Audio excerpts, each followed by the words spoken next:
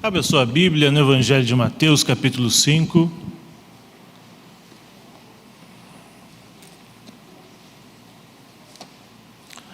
Nós vamos ler do versículo 1 até o 12.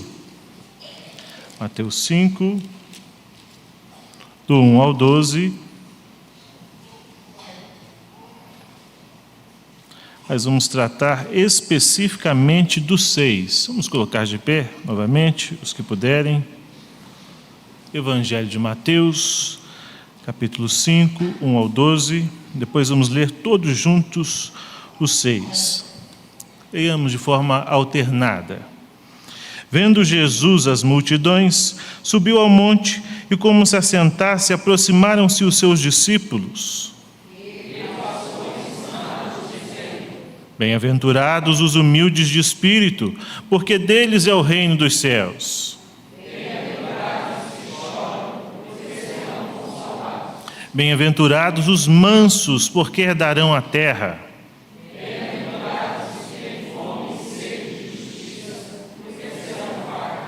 Bem-aventurados os misericordiosos, porque alcançarão misericórdia.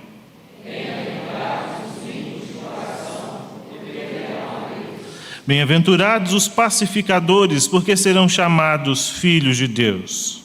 Bem-aventurados os perseguidos por causa da justiça, porque deles é o reino dos céus. Bem-aventurados sois quando por minha causa vos injuriarem e vos perseguirem, e mentindo disserem todo mal contra vós.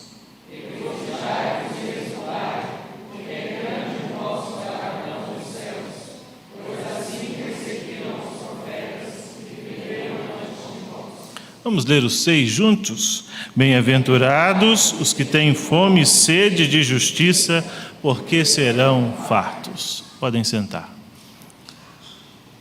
Oremos mais uma vez. Ó Deus, a Tua palavra é como a espada de 2 gumes, que penetra até o ponto de dividir alma e espírito, juntas e medulas, e é apta para discernir os pensamentos e os propósitos do coração. Por isso, opere em nós. Essa é a nossa oração, em nome de Jesus. Amém. É impossível viver sem comida ou bebida. Não é possível. Ninguém pode viver sem comida ou bebida. Por conta da sua finitude, o ser humano sempre necessitará de comida e bebida. E o Senhor Jesus, com sua natureza perfeitamente humana, Senhor Jesus, uma pessoa com 2 naturezas, também comeu, também bebeu.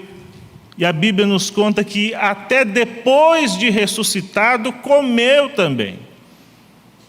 E nos traz a ideia de que no céu comeremos também.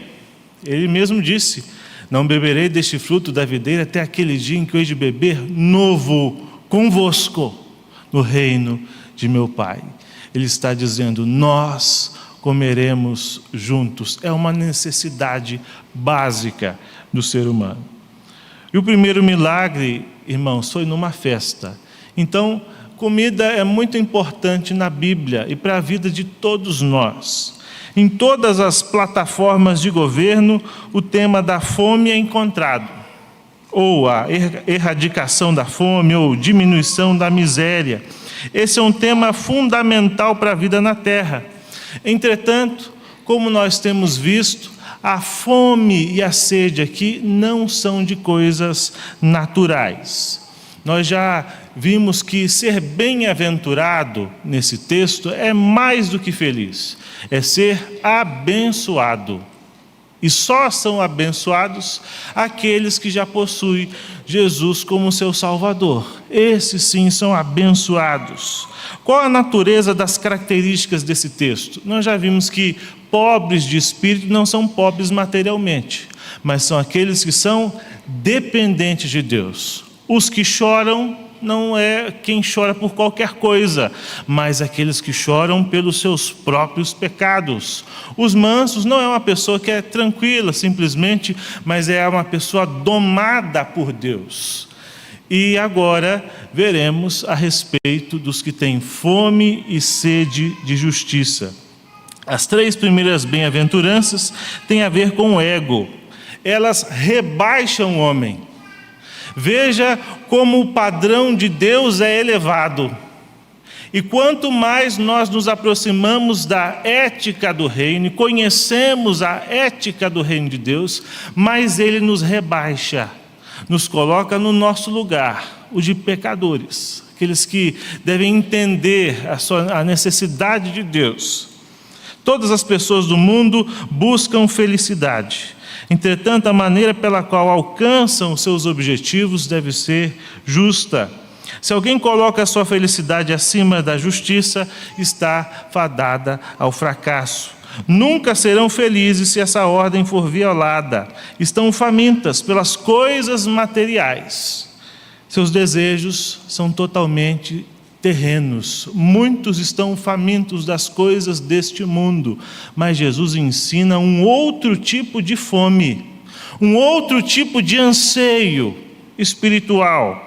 Os cristãos buscam primeiro o reino de Deus e a sua justiça. Felicidade e bênção são coisas que Deus acrescenta àquele que tem fome e sede de justiça. E é por isso que nós vamos trabalhar hoje o tema de abençoados os que procedem da forma mais justa aos olhos de Deus, pois terão o que merecem a justiça absoluta. Vamos pensar um pouco no que acontecia naquela época sobre fome e sede. Naquela época, os operários comiam carne no máximo uma vez por semana. Não tinha mercados como hoje, né? Você vai no mercado, você escolhe o tipo de carne, você escolhe o peso, você escolhe se tem carne do Brasil, se tem carne fora do Brasil, o tipo de peixe, uma variedade de coisas. Não era assim naquela época, era mais difícil. Não tinham água encanada. E a maioria das pessoas, muitas vezes, poderiam passar por fome e sede. A pergunta que fazemos aqui é: até que ponto você deseja a justiça? Você a quer na medida em que o faminto deseja algo para comer e o sedento algo para beber? É isso que Jesus começa a desenhar aqui nesse texto. O desejo de satisfazer a fome e a sede não é passageiro. Quando a gente está com fome, você pode tentar pensar em outra coisa, mas a fome está lá. Eu estou com sede, a sede vai continuar, não vai embora, é uma necessidade. O corpo clama por isso, você precisa disso. Nós falamos aqui sobre qualidades espirituais, então essa não deixa de ser uma delas. A ambição que nós temos aqui é a ambição de alguém que deseja chegar a uma posição. Para entender isso, nós precisamos também definir o que é justiça na Bíblia. O teólogo John Stott, ele fala de 3 aspectos da justiça: social, legal e moral. Vamos pensar um pouco na justiça legal. É a justificação, é o relacionamento certo com Deus. Lá em Romanos, no capítulo 5, versículo 1, nós lemos: justificados, pois, mediante a fé, temos paz com Deus. Só pode haver um relacionamento correto com Deus quando há justificação. Os homens que não estão justificados estão em guerra contra Deus. É por isso que nós temos que definir também o que é salvação. Salvação é de Deus e a salvação é de Deus. Ou seja, a salvação vem de Deus, é Ele quem nos salva, mas a salvação também é de Deus, porque é da ira de Deus. Aqueles que são salvos não são salvos da ira do diabo, mas da ira de Deus, do próprio Deus. É por isso que a justificação reconcilia homens e Deus. É por isso que é tão importante esse tema. Essa é a justiça legal. Justiça social, outro aspecto interessante, não é o foco desse texto, que refere-se à busca pela libertação do homem da opressão. junto com a promoção dos direitos civis, da justiça nos tribunais, da integridade nos negócios, da honra no lar e nos relacionamentos familiares. Lá na primeira carta de João nós lemos, né? Se alguém disser, amo a Deus, e odiar a seu irmão, é mentiroso. Pois aquele que não ama seu irmão a quem vê, não pode amar a Deus a quem não vê. Então o cristão procede corretamente com todos. E como é que ele faz isso? Através de uma vida de amor. Daí, quando nós somos chamados a nos dispor numa causa social, devemos fazer isso para a glória de Deus. Então isso também faz parte da vida humana, da vida com Deus. Lutero nos dá uma contribuição de como nós devemos nos portar socialmente. Olha o que ele disse: a ordem para você não é rastejar para um canto ou para o deserto, mas sim sair correndo e oferecer as suas mãos e os seus pés e todo o seu corpo e empenhar tudo que você tem e pode fazer. Então faz parte da vida cristã essa tentativa de amenizar os efeitos do pecado com a participação da igreja, tentando fazer a justiça social. O que é isso? Ajudando os outros. Isso faz parte, ajudando os pobres, ajudando os necessitados. Isso faz parte da vida com Deus. É claro que este não é o objetivo principal da igreja. Algumas igrejas falham em seguir determinadas teologias que colocam como a missão da igreja a justiça social. Então nós vamos erradicar a pobreza neste bairro. E eles acham que salvação é o livramento da pobreza. Mas salvação é muito mais do que isso. Salvação é livramento do inferno que Deus concede ao pecador. E mesmo que nós nos esforcemos e esgotemos todos os nossos recursos na tentativa da erradicação da pobreza, o maior problema do ser humano ainda continua, que é o pecado. Eu posso tirar alguém da sarjeta, mas se eu não der o mais importante, este alguém de fora da sarjeta ainda vai para o inferno.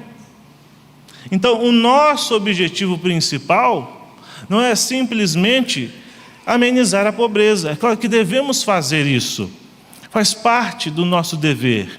Paulo, lá em Gálatas, no capítulo 6, diz assim: façam bem a todos, mas principalmente aos da família da fé. Então nós começamos por aqui. Há algum necessitado entre nós? Há alguma pessoa aqui que esteja precisando de ajuda? Meu irmão, se manifeste. Fale com a junta diaconal: olha, eu estou numa situação muito difícil na minha vida, estou precisando de ajuda. E é dever da igreja ajudar, é nosso dever ajudar. Como a igreja é uma bênção na vida dos necessitados.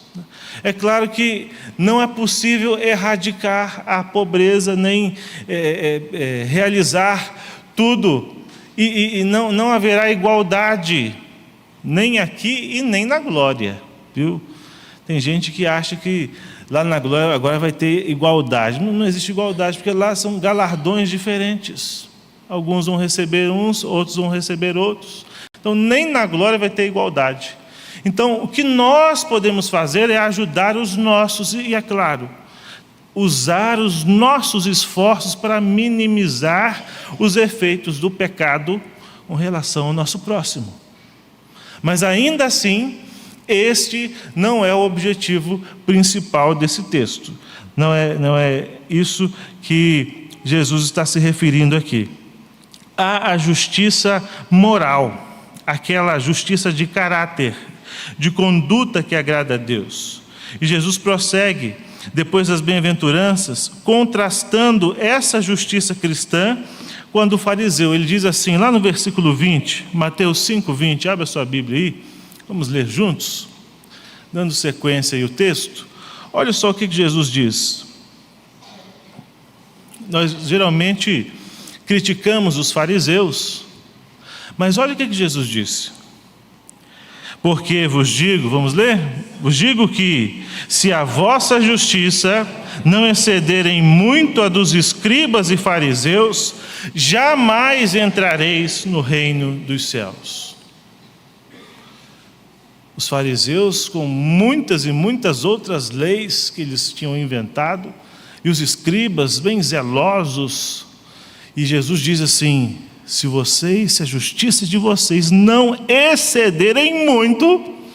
O que ele está dizendo? Ele não está falando daquela justiça exterior, porque o que os fariseus faziam era tentar mostrar a sua religiosidade apenas para o outro, mas não era um desejo intenso no coração para Deus, era algo apenas externo, religioso. Nós devemos pensar na verdadeira justiça como a do interior, a do coração, da mente, das motivações. É desta que devemos sentir fome ou sede. Em outras palavras, ter fome e sede de justiça é fazer o que diz o salmista: como suspira a corça pelas correntes das águas, assim por ti, ó Deus, suspira a minha alma. A minha alma tem sede de Deus, do Deus vivo. Então é dessa sede que nós devemos ter, é desta fome que nós devemos ter, fome do próprio Deus, fome de salvação, fome dessa justificação. Então, quando nós tratamos aqui, e Jesus ensina a respeito de fome e sede de justiça, ele está falando da salvação que nós precisamos. Olha só o que nós lemos em Isaías 45:8. Vamos ler juntos também outro texto, Isaías 45:8.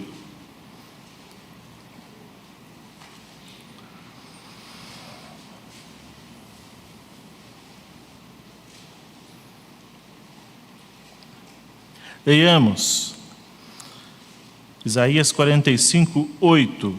Destilai, ó céus, dessas alturas, e as nuvens chovam justiça, abra-se a terra e produza a salvação, e juntamente com ela brote a justiça, eu, o Senhor, as criei. É este o desejo que Jesus está falando para você. Aqueles que têm fome e sede desta justiça. O próprio Senhor Jesus ensina com as suas palavras. Lá na conversa com a mulher samaritana, ele diz assim, no capítulo 4 de João 13:14: quem beber desta água tornará a ter sede, daquela que ela podia oferecer. E ele diz assim: aquele, porém, que beber da água que eu lhe der, nunca mais terá sede, pelo contrário, a água que eu lhe der será nele uma fonte a jorrar para a vida eterna. João 6,35, ele também diz, depois daquela multidão que o seguiu, justamente porque ele tinha multiplicado os pães e peixes, aquela multidão estava procurando pelo pão físico, mas Jesus diz o seguinte: eu sou o pão da vida. O que vem a mim jamais terá fome, e o que crê em mim jamais terá sede. Então é desta fome e é desta sede que Jesus está tratando. A fome de salvação, a fome da justificação, a fome da reconciliação com Deus. Esse texto trata da justificação e da santificação. O que é a justificação? É Deus reconciliar você com Ele. É você ser feito justo na pessoa de Jesus. Nós sempre devemos ter em mente aquela imagem do tribunal, onde você comparece diante do juiz, e o juiz, o Deus Todo-Poderoso, mostra e fala todos os seus pecados, as acusações. O acusador está lá, Satanás, dizendo: eu sei o que ele fez. Eu sei o que o Tiago fez, eu sei o que o Felipe fez, eu sei o que a Ruda fez, isto, e o acusador apresenta as provas, os textos, os vídeos, e os elementos e as circunstâncias. E aí o justo juiz, o que tem de fazer? ele tem que dar a sentença, ele é justo. Não tem como amenizar essa sentença. O justo juiz, então, dá a sentença, culpado. Entretanto, nós temos advogado junto ao Pai, Jesus Cristo justo, que se coloca no nosso lugar e diz: eu pago por ele. Então a justificação é exatamente isso. Deus transfere as suas culpas para Jesus. Deus transfere a sua condenação para Jesus. E ele coloca na sua conta os méritos, a obediência do próprio Senhor Jesus Cristo. Isso é justificação. Isso é a salvação. Só podemos ser salvos dessa maneira. Só podemos ser salvos através dessa transferência. E a partir do momento que nós somos salvos, um outro elemento da justificação, o outro lado dessa moeda é a santificação. Eu não sou salvo para mim mesmo, eu sou salvo para Ele. Por isso que no início desses sermões nós falamos que a lei nos manda para Cristo, para a nossa salvação. Nós não podemos cumprir a lei. A lei aponta: você é um pecador, você quebrou tal e tal mandamento. E eis que Cristo cumpre a lei por você e agora te devolve a lei, não para a sua salvação, mas para a sua santificação. Essa é a ética do reino, é altíssima, não é? E a fome e sede de justiça nos leva a querer parecer com Ele, como Ele é. Eu desejo ser justo e ser reto como Ele é. Por isso eu persigo essa justiça, eu persigo essa salvação. O anseio pela justiça tem relação com a sua comunhão com Deus e a santificação. Este é o desejo de receber a libertação do pecado em todas as suas formas e manifestações. Por quê? Porque, em primeiro lugar, o pecado te separa de Deus. O que faz separação entre você e Deus é o pecado. E a fome e sede de justiça é o anseio pela comunhão com Deus. Então, enquanto o pecado rompe o relacionamento com Deus, este anseio de retorno, de comunhão, é a fome e sede de justiça. Por que precisamos receber a libertação do pecado? Porque o pecado poluiu o seu ser. Você não é uma tábula rasa, você não é uma folha em branco. Você não é uma pessoa que nasceu boa e o meio corrompeu. Você não é produto do meio, você é um pecador, por natureza. Então é necessário que o próprio Deus te purifique, e assim você se volta para Ele. Quem tem fome e sede de justiça quer se ver livre do pecado.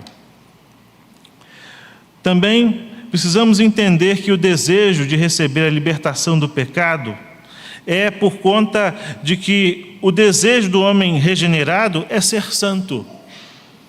Aquela história de que presbiteriano é católico manso, não é verdade. Ou presbiteriano é só no nome, mas tem a vida como mundano, também não é verdade. Porque aquele que é salvo busca ser santo. Essa é uma característica do salvo.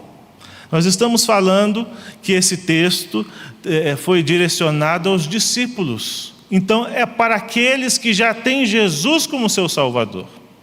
É por isso que aqueles que estão sob o reinado do rei buscam a ética do reino, que é esta. É por isso que aqueles que estão com o rei prosseguem buscando a santificação. O homem também regenerado quer ser parecido com Cristo, e a santificação é progressiva. Então, enquanto vivermos, teremos fome e sede de justiça, e na glória seremos totalmente fartos. Esse é um processo. Nós falamos na semana passada que não existe nenhuma injeção, nenhuma pílula, nenhum método revolucionário para você ser santo da noite para o dia. Infelizmente, né? Às vezes a gente quer chegar lá, mas não chega. E isso só acontece com um morrer diário. Santificação é a mortificação do velho eu e a vivificação do novo eu. Isso é santificação. E como é que você mata você mesmo? Não é do dia para a noite. Quem faz dieta sabe o que é. Não dá para emagrecer do dia para a noite. Assim como a gente não engorda do dia para a noite, né? A gente também não emagrece do dia para a noite. É todo dia, tem que mudar. É um dia, depois é outro, depois é mais outro, depois é mais outro. No final de vários dias você tem o resultado. Assim também. A santificação é progressiva.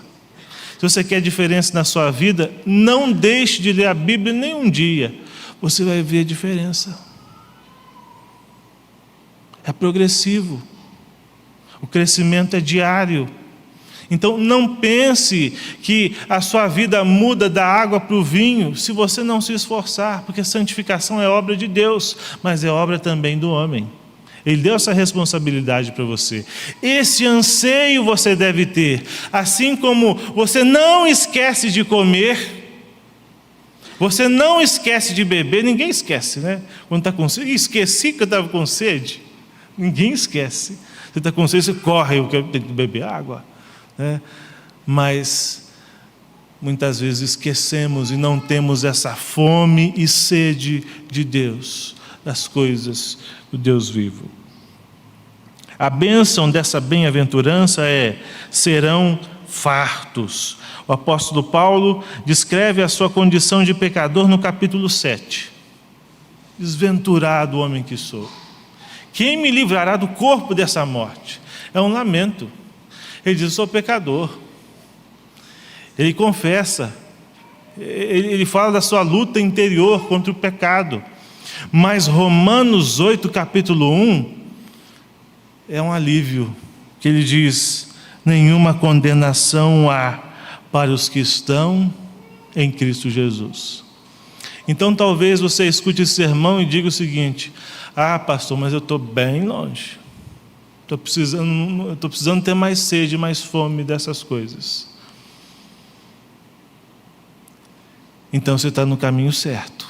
Busque agora estas coisas. Busque ter fome e sede de justiça, porque são abençoados aqueles que prosseguem dessa maneira. Serão fartos. Você será satisfeito por Deus. Nós somos satisfeitos porque temos comunhão com Deus. Você já recebeu o perdão dos seus pecados. Você será santificado totalmente. Você receberá forças para resistir ao pecado. E é claro, lá na glória, você terá o livramento inteiro de toda injustiça. Algumas aplicações dentro do que nós falamos. Em primeiro lugar, a necessidade mais básica do ser humano é de Deus e de sua salvação antes do comer e beber. Pode ser que alguém que tenha fome e sede das coisas materiais vá para o céu. E há pessoas que estão fartas das coisas materiais, mas estão longe do Senhor. Então, mais do que comer ou beber, é ter a Deus, é ter o Senhor. A fome e sede que você deve ter é de Deus. O erro da teologia da libertação e outras semelhantes é tentar acabar com a fome, mas esse não é o pior problema do ser humano. Então, algumas igrejas pensam que o fim principal da igreja é justamente esse, é só esse.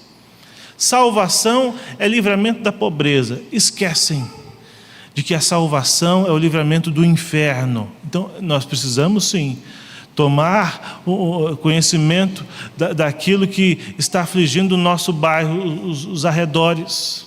Precisamos ver o que nós podemos fazer para minimizar os efeitos do pecado, mas esta não é a missão principal da igreja. A missão principal da igreja é pregar aquilo que pode tirar uma pessoa do inferno, mudar completamente a vida de uma pessoa. Um faminto e um sedento pode ter pão, pode ter o que comer, o que beber, mas principalmente ele deve ter a Jesus Cristo. Salvação como nós dissemos, é de Deus e de Deus. Por isso que você precisa daquele que foi entregue por causa das nossas transgressões e ressuscitou por causa da nossa justificação. Romanos 4, 25. Não é possível ter salvação à parte de Cristo. Todos podem fazer ação social, mas somente a igreja pode pregar o Evangelho. Então, há pessoas e até outras religiões que fazem ação social até melhor do que nós. Mas pregar o Evangelho só nós podemos fazer. E isto muda o destino, vamos dizer assim, eterno de uma pessoa, o destino interminável de uma pessoa. Irmãos, outra aplicação que nós podemos pensar nesse texto, o sentimento de impunidade é comum no país que nós vivemos. Parece que às vezes o crime compensa, né? Há pessoas que fazem o mal, não são punidas e são até premiadas por fazer o mal. E a gente fica indignado quando nós vemos esse tipo de coisa. Como é que pode? Como é que pode acontecer algo assim? Eu quero justiça. Você está certíssimo. Mas não necessariamente você verá a justiça aqui e agora. Então, se você está esperando um salvador da pátria, alguém que venha e varra toda a injustiça, alguém que resolva todos os problemas, não aqui. O nosso Salvador é o Senhor Jesus Cristo, e só Ele pode, de fato, mudar o mundo, mudar esse mundo de injustiça. O crime não compensa. Todos que estiverem em Jesus serão fartos de toda justiça. Então, se alguma coisa é impune, se você vive num clima de impunidade hoje, não se preocupe, agarre-se na promessa de Deus. Você será satisfeito. No dia do juízo, tudo será julgado. Nada ficará ocultas. Então, meu irmão, fique tranquilo. Agarre-se no Senhor Jesus, agarre-se nas suas promessas. Ele disse, bem-aventurados aqueles que têm fome e sede de justiça, porque serão fartos. Hoje aqui você já tem esta garantia. Quando você compra um produto, você recebe uma garantia, né? Tem lojas que querem até dar uma garantia estendida, que você paga o dobro do produto. Mas não é esse o caso. Não é esse o caso aqui. A garantia é Deus quem te dá. Serão fartos. E é nesta garantia que nós nos apegamos. Então, se eu não estou recebendo aqui agora, espere. Haverá um dia que Deus determinou para julgar com justiça. Serão fartos. E por fim, meus irmãos, comer e saciar a fome. Há quem diga que quando alguém está com fome, qualquer coisa é uma delícia, né? Estou com fome, pode ser qualquer coisa, eu já me satisfaço. Entretanto, o que está preparado para você é muito mais do que qualquer coisa. Você será saciado. Você já comeu a ponto de falar assim, nossa, hoje eu comi bem, hein? Eu comi bem hoje. E aconteceu isso com você? Você será saciado. E quem vai te saciar é o próprio Deus com a sua justiça. O que Jesus disse? Eu sou o pão da vida. Aquele que comer de mim jamais terá fome. Aquele que beber da água que eu der jamais terá sede. Esta promessa é de Jesus. Nos apeguemos nela. Que Deus nos abençoe.